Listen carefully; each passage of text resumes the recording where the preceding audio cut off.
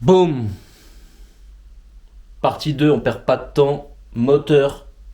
Bon, voilà le plan d'action. On commence par le bloc. On remonte tous les accessoires.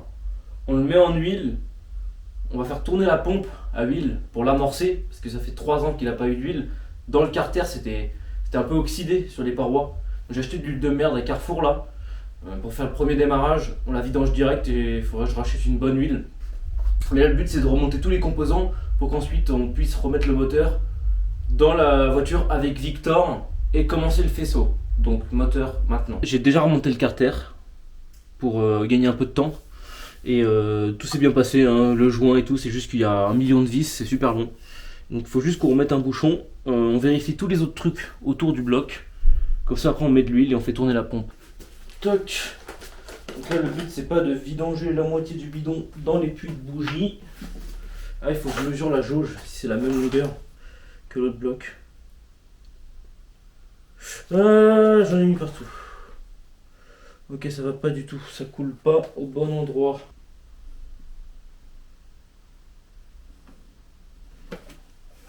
Je vais vérifier un petit peu que ça coule pas partout. Ça a pas l'air.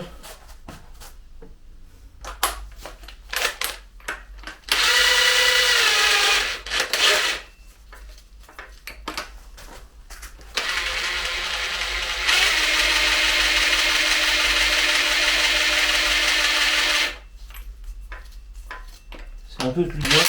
Bon.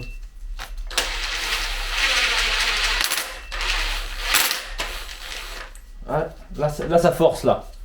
Là c'est dur. Ça a dû monter en pression. Je sens que ça pompe.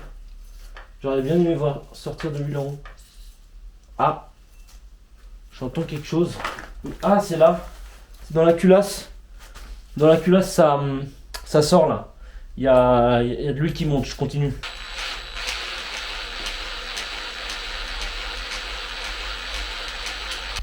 Voilà, c'est super dur. L'huile, elle navigue bien partout là. Ah, ça fuit.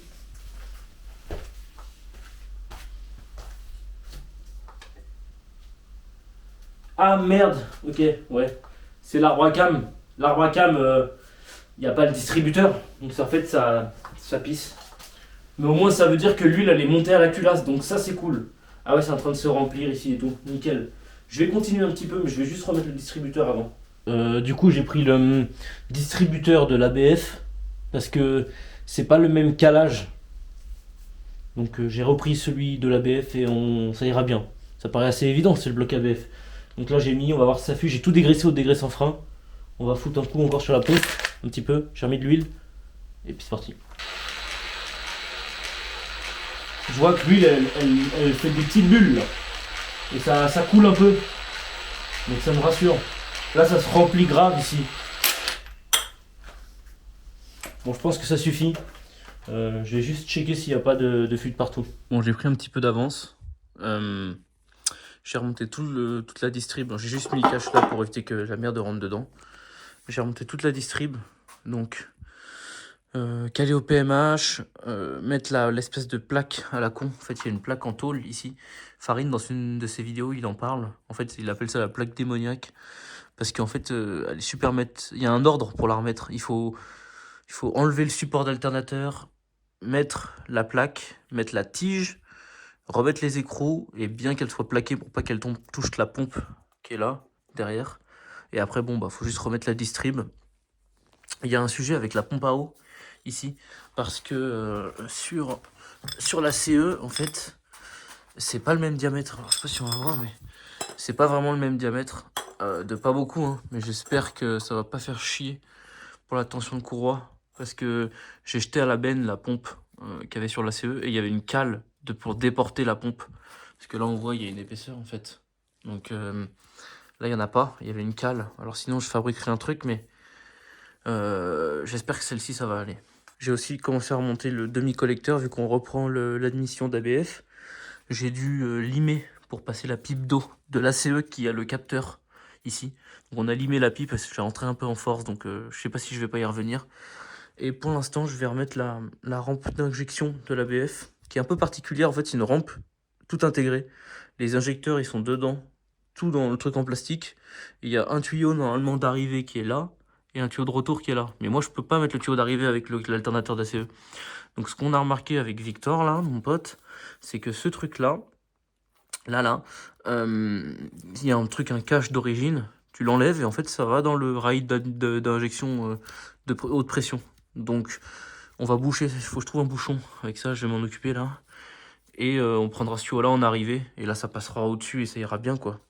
Parce que vu que d'origine, c'est un moteur en transversal, l'arrivée d'essence, elle est là, sur l'ABF. Sauf que moi, bah, elle est là, vu que le moteur, il est comme ça.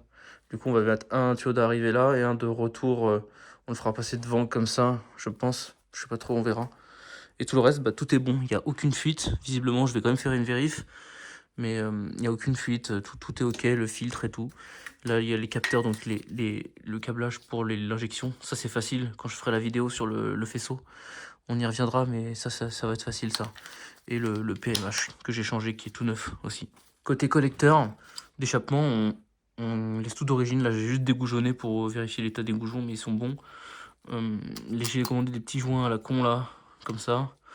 Il faudra remettre le collecteur d'origine qu'on a travaillé avec Victor d'ailleurs pour mettre une EGT. Ça c'est le collecteur d'origine de la CE et en fait on a fabriqué un truc avec un écrou, base d'écrou et on a percé pour pouvoir mettre une EGT dedans pour la carto pour voir si on a la bonne température. Donc voilà, ce que je fais là, c'est que je finis de remonter l'admission et on fait un petit point juste avant de mettre le moteur dans la voiture. Boum! J'ai quasi tout fini. Donc j'ai remonté le collecteur proprement avec toutes les vis et tout. J'ai dû, pour boucher ce truc, j'ai dû mettre un bouchon, du coup, là, comme ça. Sauf que ça tapait là-dedans.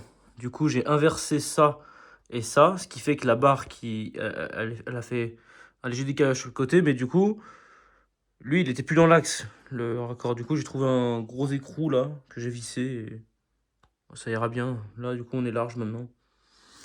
Donc, la rampe, elle est fixée. Le collecteur, il est mis. J'ai remis le distributeur avec ses câbles. Faudra que je vois si je les garde. Il me paraît vachement rigide quand même. Tout ça c'est bon. J'ai du coup mis des petites pattes de fixation derrière pour maintenir le collecteur. J'ai remis le papillon.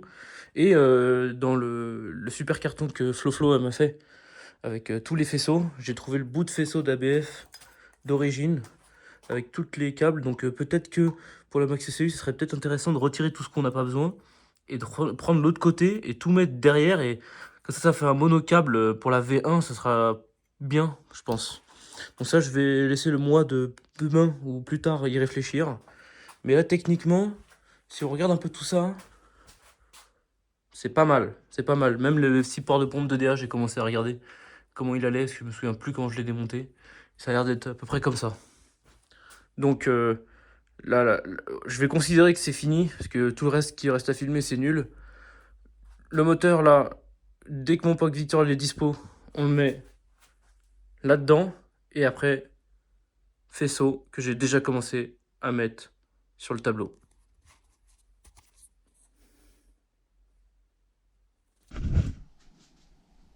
Nous voilà devant la bête. Victor il est pas dispo pour l'instant, donc je vais essayer d'avancer un peu tout seul, de remettre le moteur dans la baie. Je vais débarrasser tout ça et on va sortir la chèvre pour l'avancer. Ah non! Attends, je dis n'importe quoi. Faut d'abord mettre le volant moteur avec l'embrayage. On va faire ça, c'est parti. Bon, j'ai mis le truc sur le support moteur. Je sais pas si on voit bien, mais ça nous permet de pouvoir accéder à la flanche qui est là pour pouvoir remettre le volant moteur. C'est plus simple et puis comme ça on a juste à le mettre dedans. Après, j'espère que ça va pas être trop compliqué. Donc là, je sais pas vraiment si c'est utile, je le remets quand même, je l'ai. Voilà, je sens que ce truc va me casser les couilles en montage, tu vas voir. Tu vas voir, c'est sûr et certain. Putain, dans ce garage, on voit vraiment rien, c'est une catastrophe. Et là, je suis avec une Digi Osmo Pocket 2, une caméra stabilisée pour les face cam comme ça. Et j'ai pété ma caméra qu'on met sur la tête, donc là j'ai fait le petit clip que j'ai fait au début, c'est avec ma vieille GoPro 6. Je vais essayer de me dépanner avec ça aujourd'hui. J'ai commandé une nouvelle, elle arrive, mais le temps qu'elle arrive, il faut que j'avance quoi. Donc je vais utiliser ça. Je crois que ça va pas aller parce que l'espèce de tôle là, le carter de l'ACE, il a un petit rebord et ça fait une excroissance et du coup à mon avis le volant moteur il va frotter. Je vais pas remettre cette tôle, elle m'inspire pas confiance. J'ai trouvé la tôle de l'ACE Et elle a pas le rebord en bas. À mon avis, ça doit être pour ça. Donc je vais utiliser celle-ci plutôt. Si t'as l'impression que je sais pas ce que je fais, c'est pas une impression. Embrayage de la CE, très important. C'est pas le même que la BF, donc il faut reprendre celui-ci. J'ai commandé des vis neuves.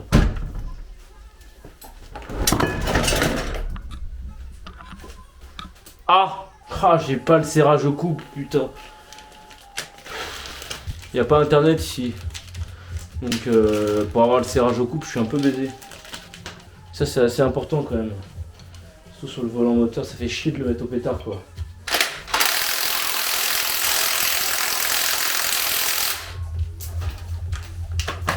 Serrage au couple. Ça doit être au moins 90, donc je vais mettre au moins 90.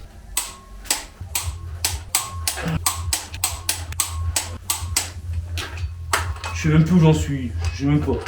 C'est vraiment random. L'embrayage de la CE il était encore propre, donc je l'ai gardé. Donc on va le remonter. Je crois que ça va là. Alors j'ai acheté des vis parce que c'était tout foiré. Comme par hasard l'outil que j'avais fabriqué c'est pas le même. Bon j'ai fabriqué un outil. Ah génial, il se démonte déjà. En gros c'est des douilles assemblées ensemble avec du scotch. Voilà. Ici on laisse pas de place je sais même plus ce que. C'est pareil, j'ai pas le couple de serrage de ces vis là. Donc ça sera au talent. L'embrayage il semble centré avec mon système à la con là. Je vais mettre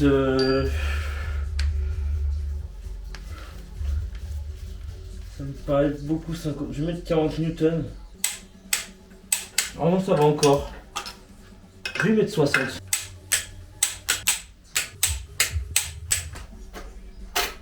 Bon j'ai la tête de vis qui est en train de foirer, je touche plus.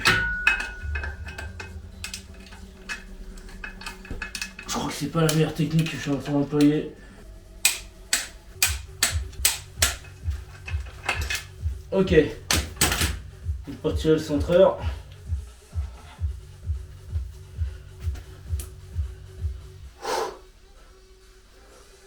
Dans l'auto.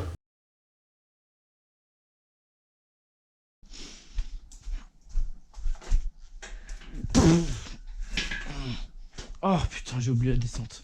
Alors vu comment on a chié pour l'enlever mon pote. C'est une technique ancestrale que seuls les dieux connaissent. Dieu dont je ne fais pas partie encore. Mais j'y travaille. Ça me semble absurde ce que je suis en train de faire. Hein. Ça tombe bien, moi aussi. Je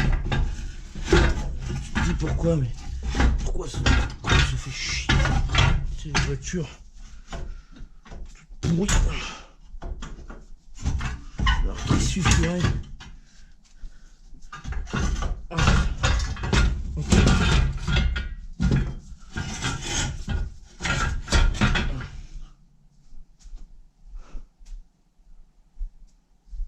Pas moi. Je crois que ça va. Je reprends ça. Ok.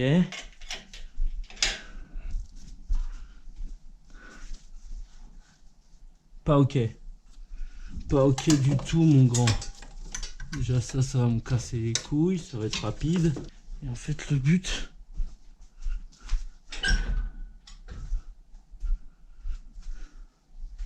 serait, voilà, à peu près comme ça.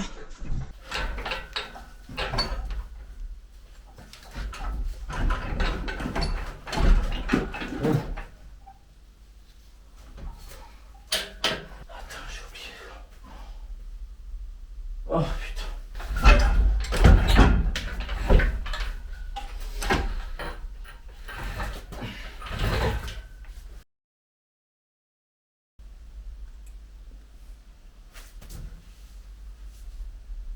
J'avais pas envie de filmer ça.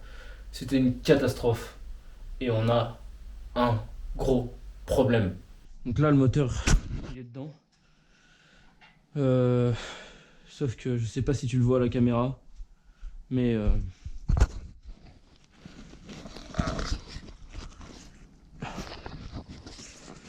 il est trop haut en fait.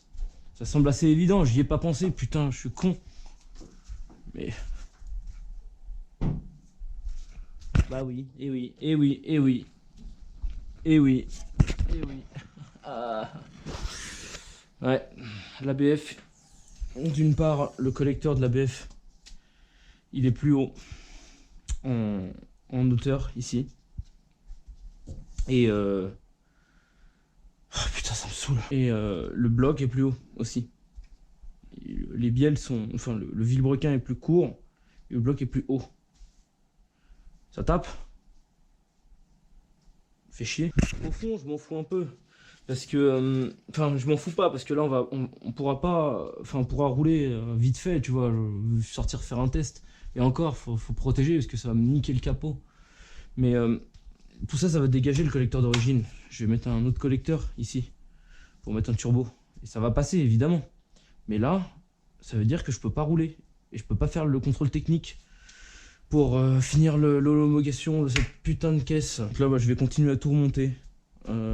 J'ai mis qu'une seule vis de boîte là. Donc je vais tout remonter. Le collecteur, tout ça. La pompe de DA, je retrouve comment ça fonctionnait. Et on se retrouve quand j'ai fini tout ça. J'ai tout remonté. Ça a été assez facile. Malgré les galères que j'ai eues juste avant. J'ai fait toutes les vis de boîte. Il y a d'autres galères qui font que la hauteur du bloc c'est problématique. La ligne elle est prise sur la culasse et donc le bloc est forcément plus haut.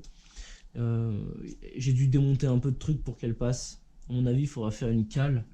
Attends, tu dois pas voir. À mon avis il faudra faire une cale juste là pour redescendre la descente.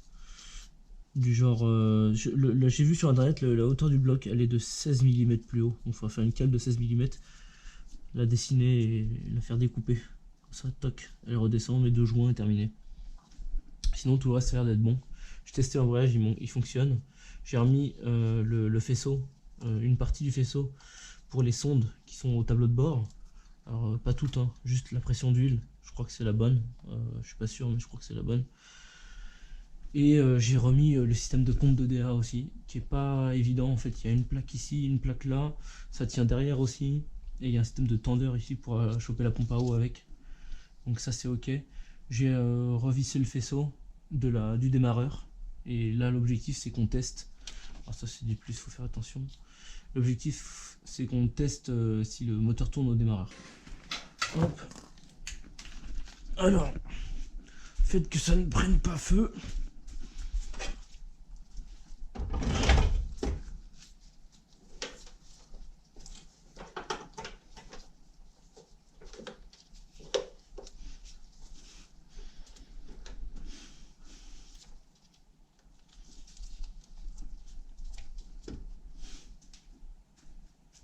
Ok.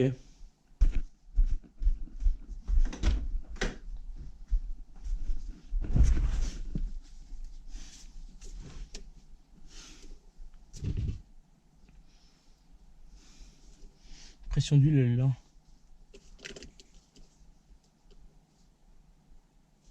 J'ai le voltage déjà. Ça c'est une bonne nouvelle.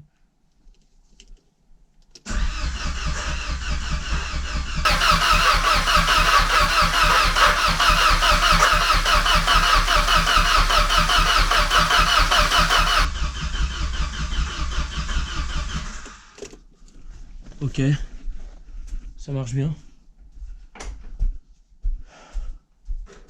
Par contre, j'ai pas de pression d'huile.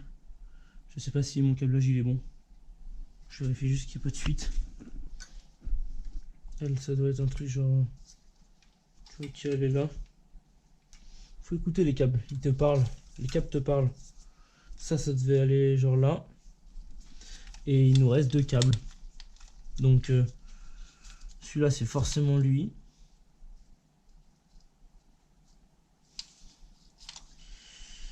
Et lui, bah...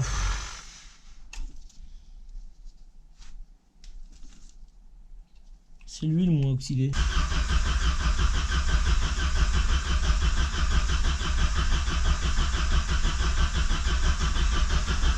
Ah, le voyant il s'est éteint déjà.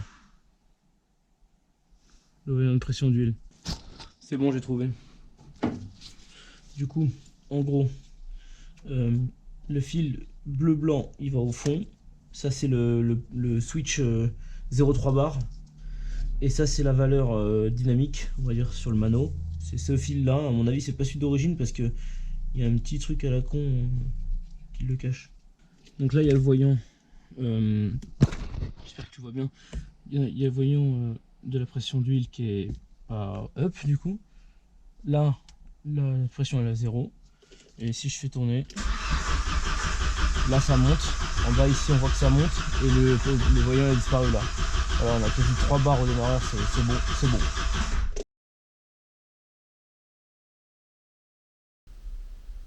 Tuto faisceau, c'est parti. Bon alors j'ai essayé d'être le plus clair possible sur ce schéma. J'espère que ça va être assez simple. Oh putain, il y a une voiture, il y a une voiture. Ok c'est bon, bon, j'ai essayé d'être le plus clair possible. Donc j'ai tout mis sur un tableau et j'ai mis les essentiels. Tous les petits trucs additionnels pour l'instant je les ai pas mis. Là c'est vraiment pour vous expliquer comment fonctionne un schéma électrique, le sens des échanges entre un ECU et toute l'électronique d'un moteur.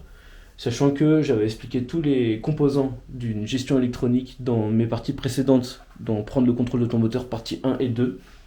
Donc là c'est un peu le concret, c'est un peu les câbles dans les mains quoi. Premièrement on a le CU au centre en bas à droite et le CU il a besoin d'être alimenté. Donc il lui faut un plus et un moins. Donc ça je les ai dessinés juste là, le plus ECU qui en général vient du contact de la voiture. Et moi je vais me repiquer sur le CU d'origine, le plus de l'ECU d'origine. Il y a une petite nuance, on y revient après. Après ensuite il faut un moins, donc là on a un moins culasse. J'ai marqué GND parce qu'il y a deux types de moins. Donc c'est bien important que celui-ci, le moins de l'ECU, pour mettre à la masse le calculateur, c'est le moins culasse. Ensuite on va se retrouver avec les injecteurs. Les injecteurs, c'est assez basique. C'est-à-dire que quand on achète le Max ECU, il est fourni avec un faisceau préfini, ce qu'ils appellent. Donc en fait tout est déjà câblé, il y a pas mal de câbles qui sont déjà splittés, tout est déjà plus ou moins bien fait, et tout est noté sur les câbles, donc c'est plutôt simple. Et en fait les injos, ils sont simplement avec une sortie, donc il y a, moi j'en ai 4, donc il y a 4 sorties. Donc on voit bien avec les petites flèches, j'ai dessiné si c'est des entrées ou des sorties, ça c'est plus simple pour vous, pour comprendre. Donc 4 sorties injecteurs, et 1 plus 12 pour alimenter l'injecteur. Un injecteur, c'est un petit bobinage qui tire une aiguille pour qu'elle s'ouvre, donc il faut qu'il soit alimenté. Et ce plus 12, il est piqué directement sur l'alimentation de l'ECU. Contrairement à l'allumage, qui a une alimentation séparée. Et sur cette voiture, c'est un problème d'ailleurs. On va venir après pourquoi. Ensuite, on a 3 types de capteurs principaux, donc l'IAT, donc le température d'admission d'air. Moi, j'en ai pas pour l'instant, mais il faut quand même le préparer. Le coolant temp, donc la température de liquide de refroidissement, et le TPS, donc la position du papillon d'ouverture. Donc ils sont schématisés juste là. Alors c'est là la subtilité de la masse de ces capteurs là, parce que elle est bien différente de la masse du calculateur. Il faut surtout pas mettre ces capteurs là à la masse châssis. Pourquoi? Parce que ils marchent avec un voltage différentiel, c'est-à-dire que le calculateur mesure la résistance émise par la sonde entre son signal et son moins. Sauf que le moins de la carrosserie, il est tout le temps parasité par plein de choses, c'est-à-dire la batterie, les pics de tension, les choses comme ça. On appelle ça un dirty ground. Il est tout le temps parasité. Donc si le moins il est parasité, la valeur qui est censée être mesurée, elle va être faussée. En fait, elle va avoir des fluctuations et des parasites. Donc pour éviter ça, en fait, on a un filtre qui est dans le Max ECU qui va filtrer le ground head ou lequel on lui a relié tout au début. Et on va utiliser cette sortie, donc qu'on appelle une sensor GND, du coup, une sortie capteur, une masse capteur, qui va être du coup splitté autant de fois qu'on en a besoin pour tous les capteurs de la voiture. Donc là, je l'ai dessiné comme ça. Et ensuite, on a les signaux. Donc les signaux, ça va être l'IAT, le coolant, le TPS. Petite nuance pour le TPS, c'est un capteur qui a besoin d'une alimentation, un plus 12, un plus 5 dans mon cas. Donc du coup, ce plus 5, il sort tout de suite de l'ECU, hein, dans le faisceau, il est déjà mis là. Donc c'est l'ECU qui génère cette tension-là. Donc on prend le câble et on le tire jusqu'au TPS. Donc il y a 3 fils sur le TPS, contrairement à 2 fils sur les autres. Ensuite on a les commandes de pompe. Donc la pompe, elle est pilotée par un relais. Donc moi c'est déjà tout en place. Donc il suffit d'avoir un fil qui met le relais en marche pour piloter la pompe. Parce que la pompe, tu te doutes bien que la pompe, elle n'est pas en plus 12 sur le CU, ça tirerait trop d'ampères. Donc pour éviter ça, en fait, on prend un relais. Donc le relais reçoit un signal, un plus 12, pas continu, mais ce qu'on appelle la puissance, quoi, le signal puissant. Et le CU, lui, pilote juste l'activation de cette puissance. Voilà. Donc ça évite que la puissance passe par le CU. Donc on n'a pas besoin de moins en fait, c'est juste un contact direct. Et pareil pour le TAC, donc le compteur de tours. C'est directement une commande qui est faite dans le compteur. Alors moi je récupère les fils qu'il y a déjà, la fuel pump elle existe déjà, et le TAC aussi. Donc du coup j'ai les fils qui sont directement sur le faisceau d'origine. Donc je vais les récupérer. Alors la lambda c'est un gros sujet, elle est juste là. Donc j'ai marqué lambda x5 parce qu'en fait d'origine elle est câblée avec un câble qui contient les 5 fils de la lambda. Je vais pas tous les lister parce qu'il y en a plein et puis même je les connais pas tous, mais ce câble là il est blindé pour éviter les perturbations extérieures. Ce qu'on appelle un blindage, c'est comme de l'aluminium autour des câbles pour éviter les perturbations des fluctuations externes. Et j'ai marqué donc x5 parce que dans ce blindage il y a 5 câbles, plus un qu'on appelle le câble heater. Donc c'est le déclencheur du heater qui est un fil vert sur le faisceau qu'on va venir avec piner dans le connecteur 6 broches. Donc en tout ça nous fait 6 broches ici. Ensuite on a un des capteurs les plus importants de la voiture, c'est le PMH, le trigger. Donc le trigger c'est pareil, en fait c'est un peu le même principe que le fil de la lambda. Il est blindé, donc tout est déjà fait. Mais il a quand même que 3 fils. Donc il a un moins qui est directement fourni par le calculateur. C'est pas un moins aide, c'est pas un moins sensor, c'est vraiment fourni à part. Le fil de signal, donc le trigger, et un plus 12. Et le plus 12, en fait, on va le récupérer de l'alimentation de l'ECU, qui est déjà pré-câblé en fait, hein, il est déjà splitté. C'est pour ça que j'ai marqué des petits points noirs ici. C'est-à-dire que en fait, ça c'est déjà fait dans le faisceau. J'ai juste à prendre le câble. C'est un plus 12 additionnel, donc on va le récupérer. Et le fil que j'ai oublié ici, juste là, c'est l'ignition, le déclenchement de la bobine. Alors, le sujet de la bobine, c'est un peu particulier parce que moi j'ai gardé tout le faisceau électrique de la bobine. C'est-à-dire que la bobine, elle est alimentée par un plus 12, qui est celui qui consomme le plus d'ailleurs. Et j'ai tout gardé en place parce qu'en fait il y a 2 fusibles dans cette voiture. Tu as un fusible pour le heater de la lambda, je crois, et un fusible pour l'ECU bobine. Et là c'est un problème parce que dans notre schéma, quand tu regardes, le plus 12 de l'ECU il doit être tout seul parce qu'en fait il alimente aussi les injos. Sauf que moi d'origine sur cette voiture il n'y a pas d'injos. Donc du coup il n'y a qu'un seul fusible. On va devoir séparer les deux pour prendre le fusible qui est pour l'allumage qui est déjà en place, où il y a le CU dessus, pour le retirer et le mettre le CU sur un autre fusible, pour éviter que le CU soit perturbé par la consommation de l'allumage. C'est pour ça que j'ai dessiné qu'un fil de signal, parce qu'en fait on va juste récupérer le déclencheur de la bobine, et le reste en fait on va juste splitter les fusibles. Je sais pas si c'est très clair, mais quand on va le faire ça sera beaucoup plus clair. Pour le CU, on va considérer que tu as compris. Même si tu n'as pas compris, tu vas comprendre quand on va le faire. Normalement, c'est assez simple.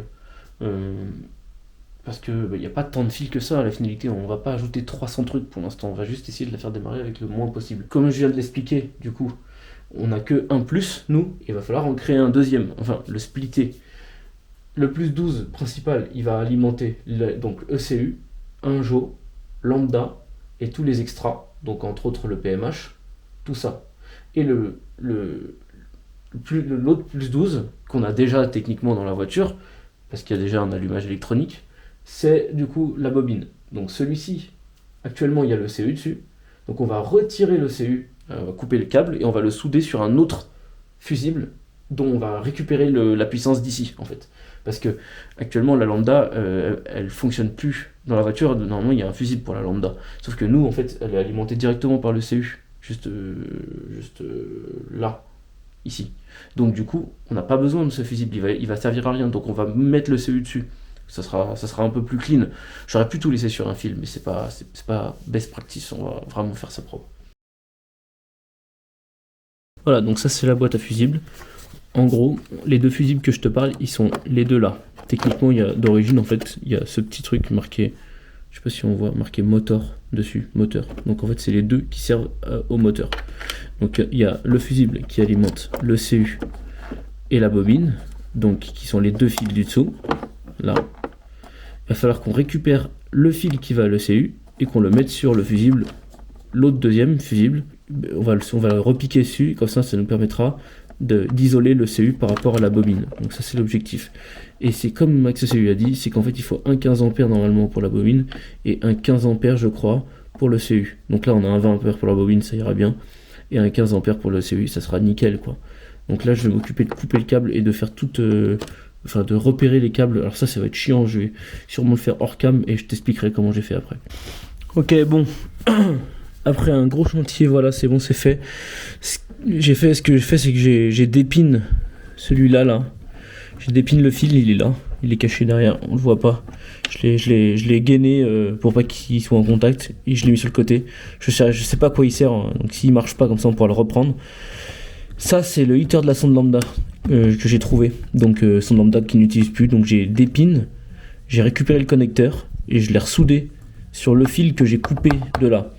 Celui-ci sur le 20 A, il y avait donc ECU et bobine, donc j'ai laissé la bobine dessus. J'ai pris le câble de l'ECU, j'ai pris la pine de là, j'ai soudé la pine sur le câble et je l'ai mis là à la place de celui-là qui était là. Donc ce qui fait que maintenant, si on prend le fil qui est là et ce fil-là qui va à la prise, va à la prise de l'ECU dans la voiture, où va être branché l'ECU, si j'y arrive, si on fait contact là, donc ça va ici jusqu'à l'ECU, on voit bien qu'il y a de la continuité. Hop, si j'arrive là, on voit bien qu'il y a de la continuité là. Et si je lâche, voilà. Donc ça c'est bon, donc je passe à la suite.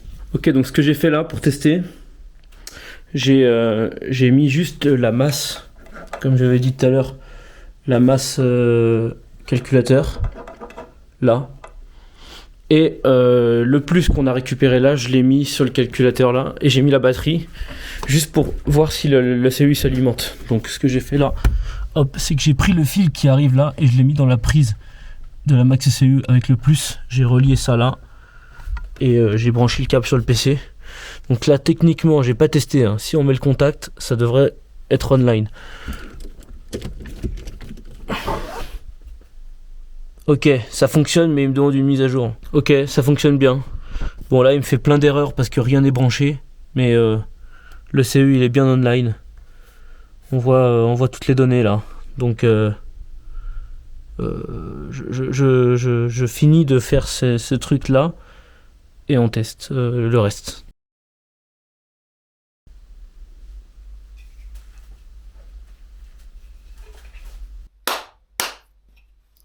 Test 1, 2. Test de son. Test de son de l'Osmo 4. Test de son de l'Osmo Pocket 2.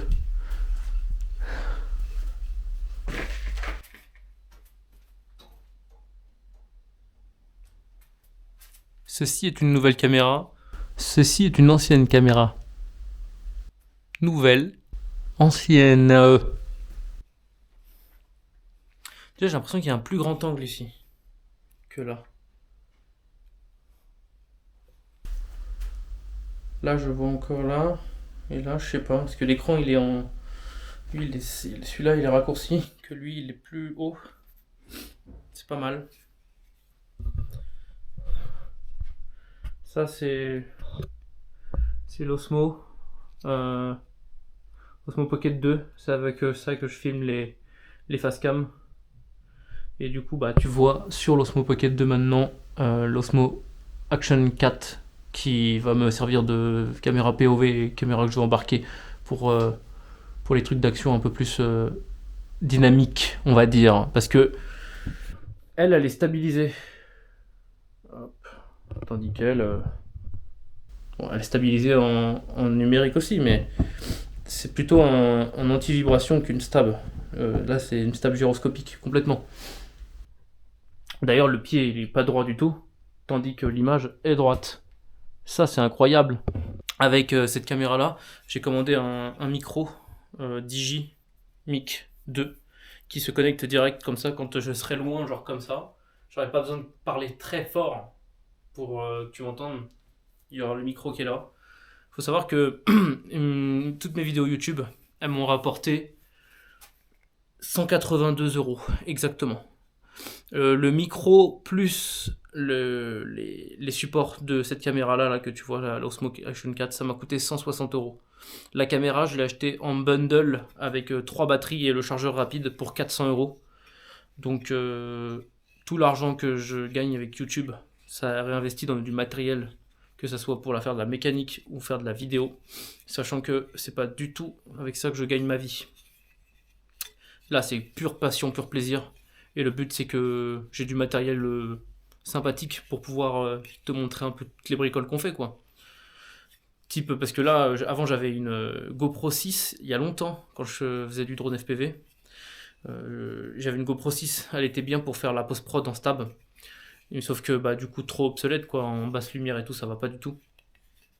Que maintenant, bah, avec l'Osmo Action 4, ça va être bien mieux parce que le capteur est beaucoup plus gros, donc il aspire bien plus de lumière.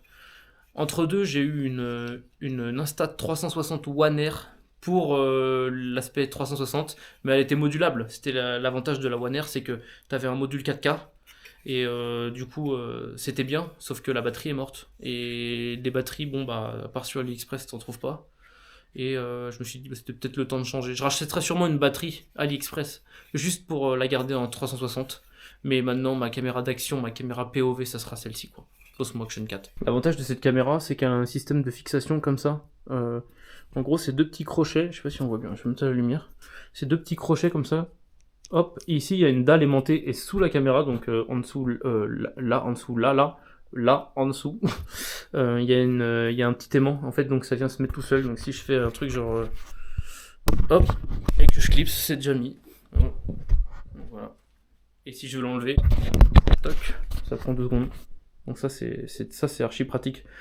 J'ai la même chose pour la version que je mets sur ma tête pour pouvoir faire du POV.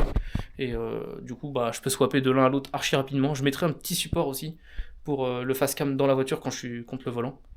Et pour les essais, c'est bien mieux s'il se passe quelque chose et tout, c'est en temps réel, quoi. Pour t'imaginer un peu ce que j'ai fait, vite fait, le dernier clip, c'était que je démarrais le CU avec donc un moins et un plus. J'ai passé à travers la baie, ici il y a 2 trous, donc j'ai passé le faisceau qui va servir toute partie moteur. Donc tu vois, c'est une grosse gaine ici, avec tous les fils qui arrivent, et moi j'ai tout scotché ensemble pour pouvoir séparer. Donc là j'ai fait par exemple les injecteurs. Donc ici moi j'avais fait une gaine, comme on voit ici là, avec les injecteurs, donc il y a 4 fils et un plus. Et dessus, j'espère qu'on va... Je vais essayer de te montrer. Ici, regarde, il y a marqué injecteur 3, par exemple là. On voit pas. Bon, injecteur 3, et en gros, tous les fils sont comme ça, sont numérotés. Donc c'est beaucoup, beaucoup, beaucoup plus simple. Et moi, j'ai juste torsadé là. Donc là, pour faire des essais, hein, c'est dégueulasse, hein, mais on veut pas. Mais la prise d'origine, je l'ai juste torsadé avec les fils pour voir si tout remonte, tout test, et après j'enlèverai tout ça, et je sertirai, et surtout je couperai à la bonne longueur, parce que là c'est beaucoup trop long. Et ça c'est pour tout. C'est-à-dire que par exemple là, la sonde lambda, je t'avais dit qu'il y avait 6 fils, donc là dedans, dans le gros qui est blindé, que je t'expliquais juste avant, il y a 4 fils, là il y en a 2 autres, je m'étais juste trompé sur le schéma, il y en a un à l'extérieur, ça fait 4, 5 et 6, ça c'est le plus, ça c'est le heater, et ça c'est la data. Donc le câble blindé, en fait tout est marqué, donc moi j'ai juste fait des petits paquets, comme ça qui permettra d'aller un peu partout dans la voiture, quoi. Et donc si on prend le reste, là par exemple on a l'histoire du sensor ground, donc il est juste là, c'est le marron, il est déjà splitté hein, d'origine, donc j'ai tous les 3 fils que j'ai besoin pour le sensor ground qui arrivent ici, et donc celui-ci, si on lit bien sur le truc, c'est le air temp, donc celui-ci là, donc on a le signal pour température d'admission et le sensor ground, et donc il y a juste à le relier, donc là ça sera là-dessus plus tard, toc, juste ici au capteur, donc ça va être plutôt simple. Par exemple, là, on a le capteur TPS, donc position de papillon. Ici, quand ça s'ouvre, lui, il capte l'ouverture. Et donc là, tu vois le connecteur. Donc c'est un 3 voies. Tu as un plus, un moins, un signal. Comme sur le schéma, je t'ai marqué ça juste là. Donc, hop, moins, plus, signal. Tout est là. Moi, ce que je vais faire, c'est que je vais dépine le capteur qui est là. Je vais enlever les fils. Je vais remettre des nouvelles cosses et je vais repine avec le faisceau MaxSAU. Comme ça, j'ai pas besoin de racheter de cosses. Et c'est pratique. Là, je vais juste dénuder les bouts des câbles et les torsader avec ça pour tout. Comme ça, je fais un essai, je mets le contact, je vois que j'ai toutes les datas qui remontent. Et une fois que j'ai toutes les datas qui remontent, on coupe et on refait propre le faisceau avec des gaines et tout quoi. Donc là, c'est bon, j'ai fait j'ai torsadé tous les fils ici. Donc ça, c'est le TPS par exemple. Et donc j'ai tout torsadé ici aussi. Donc là, le coolant top aussi. De toute façon, il n'y a pas grand chose d'autre pour tester déjà.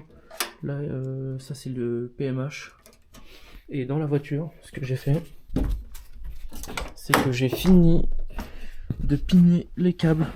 Donc, en gros, ça c'est la prise qui est fournie avec le calculateur où on met la lime et tout. Donc d'origine, il y avait quelques fils et moi j'ai rajouté le tac, donc le contour qui va là-bas. J'ai rajouté la bobine, le déclenchement de la bobine. Alors ça, j'ai un gros doute parce que le fil ici, tu vois, le fil du calculateur, il est genre grave gros par rapport à celui-là. Donc je sais pas encore si c'est le bon. Et c'est tout. Donc j'ai rajouté 2 fils et puis après j'ai pin. Donc j'ai des pins du. Putain, on voit pas avec le. Non. Ouais, j'ai des pins du calculateur d'origine et j'ai repin dans le connecteur juste en face. Donc là on a la lime, plus 12. Celui-là c'est relais de pompe, tac. Et techniquement pour l'instant c'est bon. Normalement il faut mettre l'allumage aussi, mais il est là, j'ai pas envie de le mettre tout de suite. Je vais d'abord tester comme ça. En gros, là j'ai bien la donnée papillon, je peux pas tester parce que la pédale elle est pas reliée. J'ai bien le coolant temp ici. Batterie voltage c'est bon. Je vais voir les tests d'output. Donc tac output c'est lui. On peut faire un test. Il ne se passe absolument rien.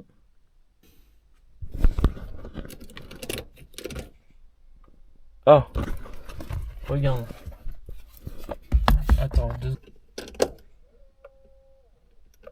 ok, donc ça veut dire que techniquement l'aiguille ça fonctionne. Ensuite, j'ai output de temps à tester les injos. Donc cylinder 1, je l'entends. Ok, cylinder 2, je l'entends. Cylinder 3, je l'entends. Cylinder 4, je l'entends. Ok. Est-ce que on a des tours minutes? Alors attends. Ok, je vois le papillon qui bouge. Tu vois, je fais ça là. Et je sais pas si on va voir. Ça fonctionne, bref. Oh yes. Donc le PMH c'est bon. Relais de pompe. Est-ce que le relais de pompe fonctionne? Ok, je l'entends. On l'entend là-bas. Ça c'est bon. Bah techniquement tout est bon. Donc là ce qui reste à faire, c'est tester la pompe à essence. Donc je vais voir comment est foutu le circuit d'essence. Parce que je me souviens plus de lequel est l'aller et le retour. Je mets ça en place et techniquement on pourrait potentiellement démarrer. Je passe en face cam devant le PC pour te montrer un petit peu la cartographie de démarrage que je vais mettre pour la BF. Il faut savoir que beaucoup d'informations ont été prises sur les vidéos de Farine, surtout celles où il switch entre la Mega Squirt et la Max ECU. Il Parce que vu que c'est le même moteur, en fait, ça va être plus ou moins la même config sur beaucoup de choses. Si ce n'est que nous, on est en Atmo, et ça va changer. Donc, je vais pas passer sur tous les points un par un comme on a fait dans la présentation 3 du logiciel, parce que ça serait trop long. Je vais faire juste l'essentiel. Alors, on a d'abord l'engine settings, donc on est en 4 cylindres avec l'ordre d'allumage et la cylindrée. Ça, on touche pas, les paramètres sont standards.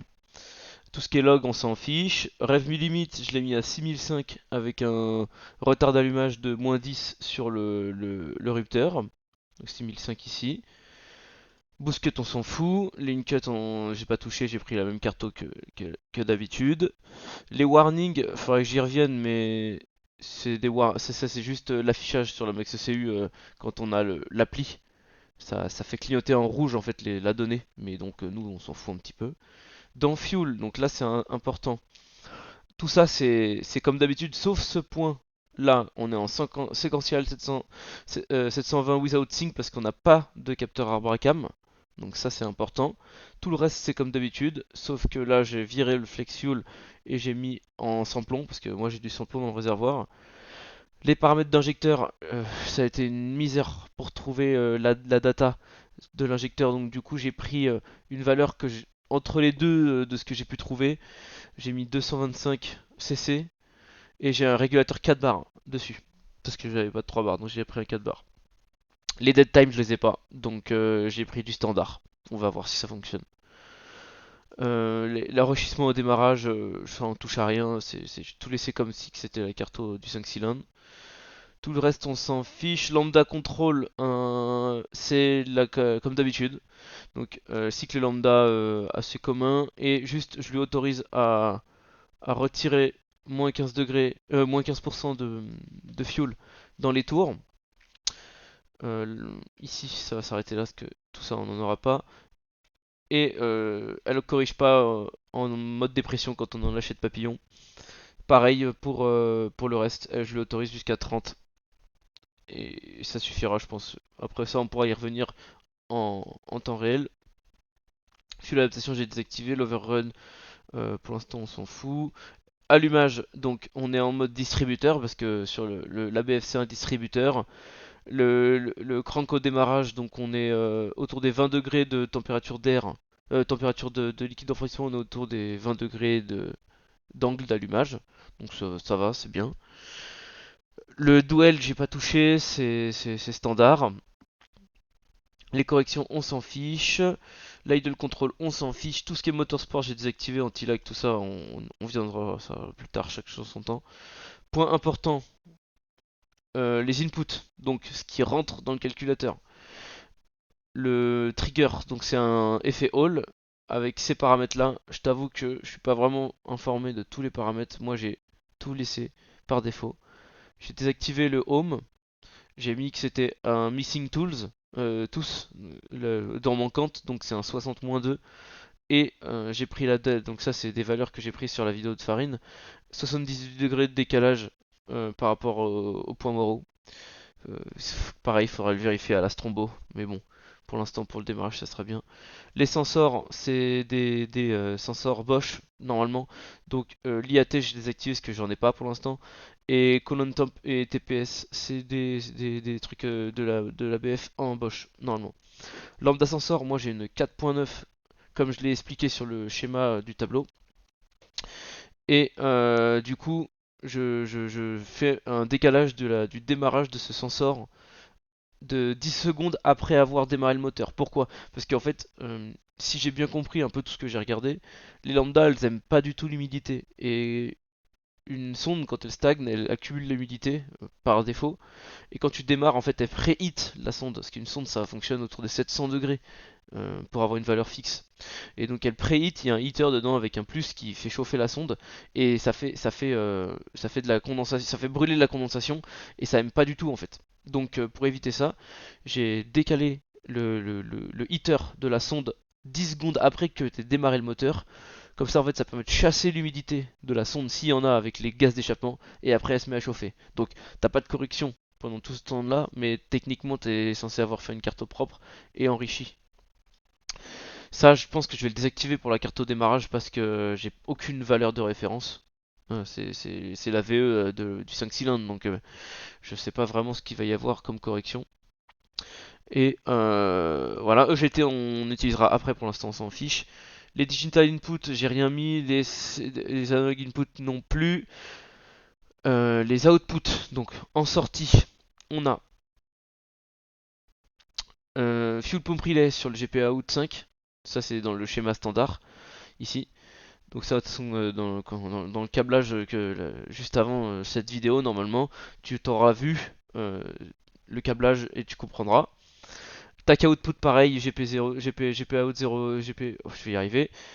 GP out 8, donc le tac, donc c'est le contour. Le heater de la sonde qui est intégré aussi, qui va à la sonde lambda. 4 sorties injecteurs. 1, 2, 3, 4. Et une seule sortie allumage parce qu'on a un distributeur. Les paramètres de tac, je sais pas, j'ai tout laissé par défaut, on verra. C'est les mêmes que le 5 cylindres, donc techniquement c'est chez Audi, ça devrait être plus ou moins être la même chose. Et ensuite on a la table fuel table, ça on s'en fout parce que impossible de savoir ce que ça va être. La table de lambda, j'ai fait ça, donc j'ai viré toutes les hautes pressions, j'ai laissé que jusqu'à 0,2. Parce que certains atmos peuvent avoir une phase où ils sont légèrement au-dessus de la pression atmosphérique, avec l'effet Venturi du collecteur. Donc je sais pas, j'ai mis au cas où. Et j'ai mis à peu près ces valeurs là, je suis vraiment pas sûr de ce que j'ai fait. On verra, ça devrait être bon. Et l'allumage, j'ai fait un mix de ce que j'ai trouvé sur le web et de la carte de farine en phase atmo. Donc je pense que ça va être bon, je vais peut-être les baisser un peu pour être sûr. Après la carto c'est tout, il n'y a pas d'autres choses. Quand tu es en atmo, c'est plutôt simple. Les points les plus importants c'est vraiment le fuel pour avoir des injecteurs, une donnée injecteur le plus clean possible. Et, après normalement ta VE dépendra de ça, donc ça sera tout. Si on s'est pas gouré sur les entrées-sorties et tout ça, ça va démarrer. Donc ça normalement c'est le clip juste après celui-ci.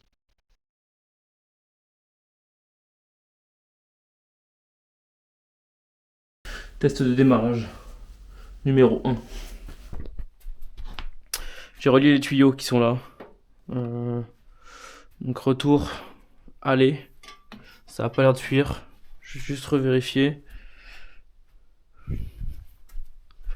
Est-ce que je stresse un peu beaucoup? L'allumage, j'ai vérifié. J'ai câblé dans la voiture, je vais montrer juste après. Ça fonctionne.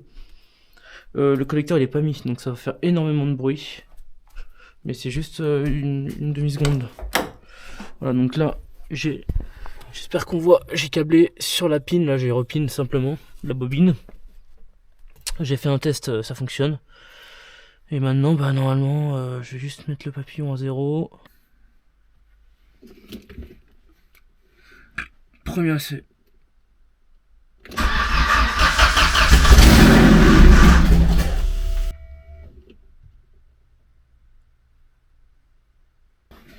J'ai pas de son de lambda, j'ai rien. Donc je peux pas savoir si c'est riche ou pas.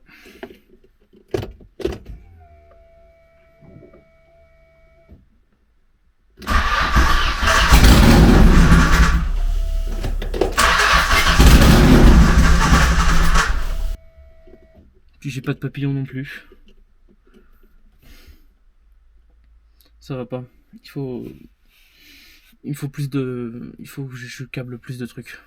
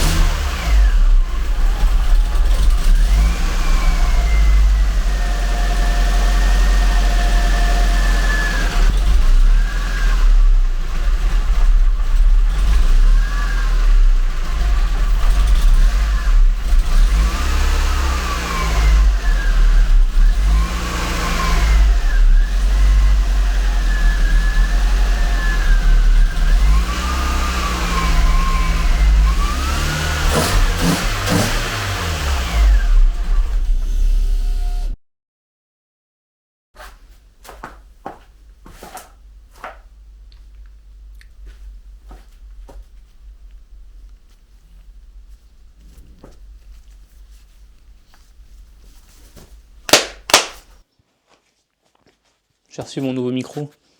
Pour l'instant, je le teste avec l'Osmo Pocket 2 parce que l'Action 4 elle prend moins la lumière de ce que j'ai vu. Donc là, vu que c'est pour faire un face cam, j'utilise la Pocket 2, c'est plus simple, j'ai l'habitude. Donc du coup là, je vais tester le micro, on va voir ce que ça donne. Je fais un comparatif entre le son de la caméra, donc genre là, le son de la caméra, et genre là, le son du micro. Et comme ça, on verra ce que ça donne. Le dernier clip que tu as vu sur la caisse qui démarre, je me suis précipité de ouf. Le faisceau, il était à moitié fait. T'as vu, j'ai torsadé les câbles juste pour tout tester. Parce que psychologiquement, j'avais besoin de me dire, ok, ça va marcher, tu vois. Même si ça paraissait évident, tu vois. Genre, j'avais tout conçu pour que ça fonctionne, mais j'avais besoin de la voir tourner pour me dire, ok, c'est bon, on peut y aller. Donc là, j'en suis là. Alors, pour pas te mentir, j'ai avancé un peu. Sauf que je vais couper la vidéo maintenant parce qu'on va pas s'en sortir, sinon ça va faire trop long. Déjà, ça doit faire, je sais pas, 40 minutes au moins. Et t'as remarqué que à cause du collecteur, on peut pas fermer le capot et on peut pas aller rouler. En plus de ça, y a rien qui va. Je peux pas rouler comme ça, c'est impossible. Et j'ai trouvé une solution déjà, qui est en vrai déjà montée sur la voiture. Tu vois pas d'ici, je te mettrai une petite photo très rapide. Mais j'ai déjà trouvé la solution. Je te la présenterai dans la nouvelle vidéo après. Et normalement, dans la prochaine vidéo, on va pouvoir sortir la voiture pour aller la rouler. Sauf qu'il y a un petit truc qui m'inquiète, c'est que quand je l'ai fait démarrer, t'as remarqué que dans le clip d'avant, je mets ma main là où il y a le blow-by, où il y a la mise à l'air du carter. Et je trouve que ça souffle vachement pour un bloc stock au ralenti. Donc j'ai peur que les segments soient un peu en vrac. Vu que le bloc je l'ai pas ouvert, on va être obligé de faire comme ça pour l'instant. Et si c'est vraiment trop critique, le projet il ira plus vite que prévu et on ressortira le bloc, on mettra les bielles et tout ce qu'il faut. Donc ça sera tout pour cette vidéo. Et la prochaine, je te montre comment adapter un kit d'admission sur une 80 compétition ABF Swap.